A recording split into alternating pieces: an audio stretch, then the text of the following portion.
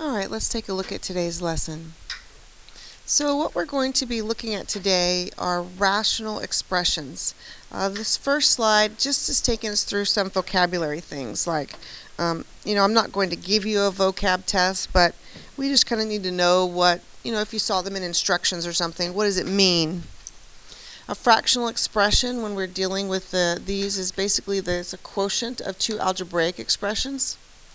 A rational expression, and we're dealing with rationals in this unit and the rest of the unit. A rational expression is a fractional expression where both the numerator and denominator are polynomials. That's what a rational is. It's a fraction where the numerator is a polynomial, denominator is a polynomial. And a compound fraction is a fraction inside of a fraction, which we're familiar with. We've worked with those before. A fraction that's inside of a fraction. Maybe the numerator has a fraction in it and or denominator, but that causes it to be a compound or complex. You would hear either word, like a complex fraction or compound fraction. And so those are just vocab words. What we're going to be dealing with today, though, is pretty important. In calculus next year, it's usually not the calculus that really troubles students. It really is not. Students usually have a pretty good understanding of the calculus concepts. They can memorize the formulas. It's really not the calculus that gets students. It's the algebra. And so this lesson is trying to focus on that particular aspect of calculus to help us with the algebra part. This first example right here would be what we would get if we were using the definition of the derivative to find the derivative. This would be a limit statement and we would be working with a limit. But this is what we would need to do to simplify that. These other two right here, this is the kind of thing that you're going to get when you do the quotient rule when you're finding a derivative. You're going to get things that look like this. Students can do the quotient rule without a problem for the most part. They're fine with that. But when they get this part, they're like, oh my gosh, how am I going to simplify that? So that's what the goal of this lesson is to help us practice simplifying those kind of things so that it'll just be easy next year. You'll be like, yeah, oh, that's easy. I know how to do that. And so that's what we're going to be looking at today. So let's start with the first example. I really like to do things the most straightforward way. There are a lot of different ways to do these. Some, students, some teachers like to come up with a fancy form of 1 to multiply by to magically make everything fix. I don't really like to do that. I just want to do the same thing every single time. I'm just going to be straightforward. I'm going to find a common denominator. I'm going to add them together. I'm going to fix my complex fraction, and I'm going to go from there. Right? It's the same steps every single time. No multiplying by a fancy 1. If you like doing that, that's fine. If you like to multiply by a fancy 1, I don't have a problem with it. I'm just not going to work the problems that way. So what that means is I need a common denominator for these two fractions. And so for the first one, I'm going to have to multiply it by a over a. And for the second one, I'm going to have to multiply by a plus h over a plus h. Okay, so that's what I'm going to need to do to get my fractions have the same denominator. So a over a times a plus h is what my first fraction turns out to be. Then the second fraction is a plus h over a times a plus h, all over h. And the poor little guy h sometimes gets left behind. I feel kind of sorry for it. Just kind of, we don't need the h. We do need the h. Don't forget it. Keep it there. Alright, so now we need to add these fractions together. And what I'm going to do, just to help us, a common mistake would be to take this negative and only apply it to the first term and forget about the second one. So I'm going to rewrite it just so that we are more inclined to not do that. Again, you don't have to show all the steps that I'm showing. I'm just showing you how you could be kind of cautious and make sure that you're not missing something. So we have a minus a plus h all over a times a plus h all over h. Now this h is basically over 1. My main fraction bar is this one. I encourage you for the main fraction bar to make it bigger than the other fractions so that you don't get mixed up and simplify it incorrectly. So I'm going to do two things in this next step. I'm going to distribute the negative And I'm going to take this and flip it upside down so that I can not have a complex fraction anymore, so I can fix the complex fraction. So when I flip this upside down, the h is going to be here and the 1 is going to be here, and I'm going to distribute. So a minus a, well, the a is gone, right? And so I'm going to have a negative h in the numerator over a times a plus h, and this h over 1, I'm going to flip it upside down so it's 1 over h. And so we can get it into one fraction instead of a complex fraction or compound. At this point, again, when we're simplifying, our goal is to make things as small as possible. We faced this in trig, right? When we were simplifying those trig expressions, how do I know when I'm done? I want to make it as small as possible. So I can cancel those h's out, and I'm left with negative 1 over a plus h, a times a plus h. Okay? We okay with that?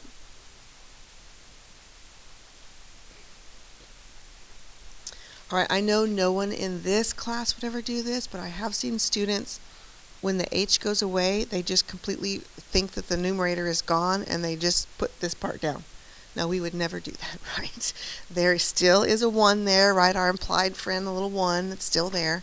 It hasn't left, and so we leave that with the 1. Alright, so this next problem, this would be what you're going to get when you do the quotient rule. That's the kind of expression you're going to get, and you're going to have to simplify it. So the way that we simplify those is we factor. We are going to find a common factor here, and we're going to factor it out. If we see the bases, we have a 1 plus x squared, 1 plus x squared. Those are common bases. And before I get into that, I just want to talk about factoring in general. So let's just kind of do some scratch work up here. You know, if I had this kind of expression, all right, we would know immediately, if I wanted to factor something out of the numerator, we would know which one to factor, right? If I have the choice between x and x squared, I'm going to factor out the x. We do that without even thinking, don't we? If I want to factor out a y, I would factor out the y, not the y squared. Why wouldn't we factor out the x squared, y squared? Because it's bigger, right? When we get to problems like this, where we're in fractions, students get really confused. What am I going to factor out? It's the exact same concept as this. I'm going to factor out the one with the smallest exponent. That's what I'm going to do. It's the same exact thing. So I look at these common bases. I see I have a half and a negative 1/2, and I just have to ask myself, which number is smaller? Well, the negative 1/2 is smaller, so that's the one I'm going to factor out. So we're going to bring the 1 plus x squared to the negative 1/2 out, and I'm going to open my bracket. Now, if I had other things that were common, I would factor those out too, but I don't. Now, factoring means dividing.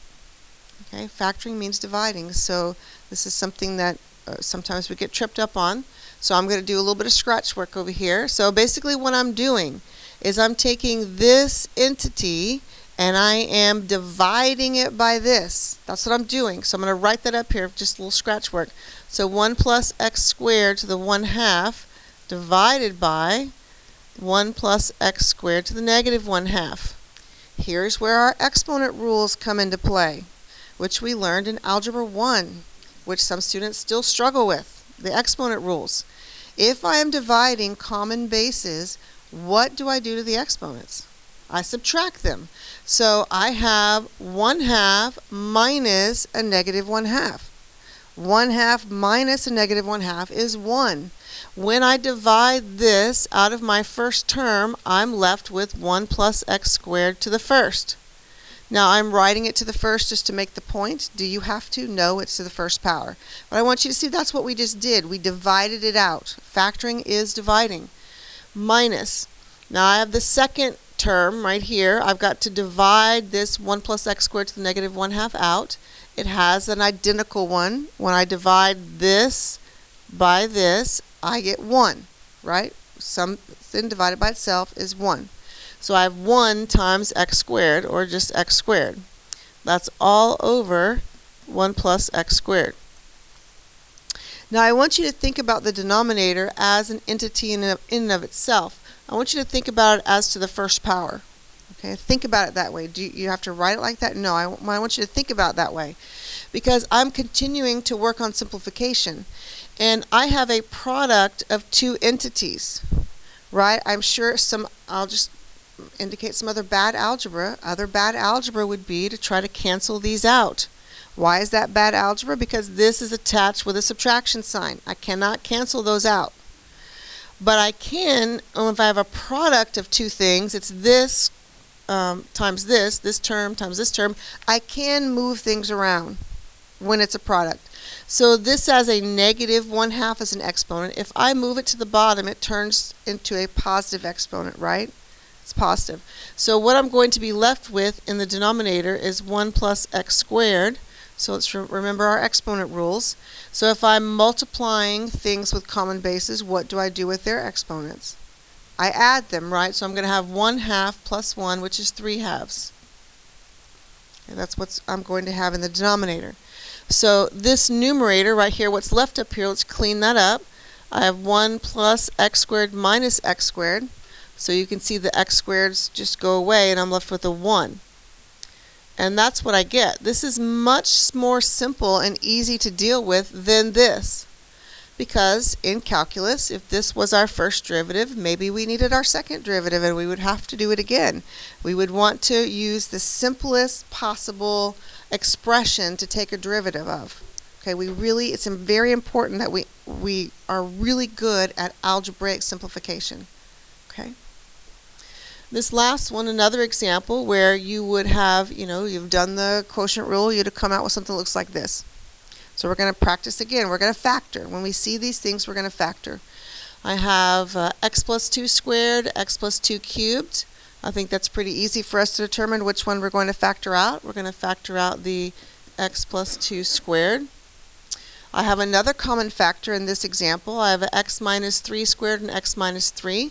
Again, those are whole exponents. I think we're pretty safe to know it's x minus 3. I'm going to factor out.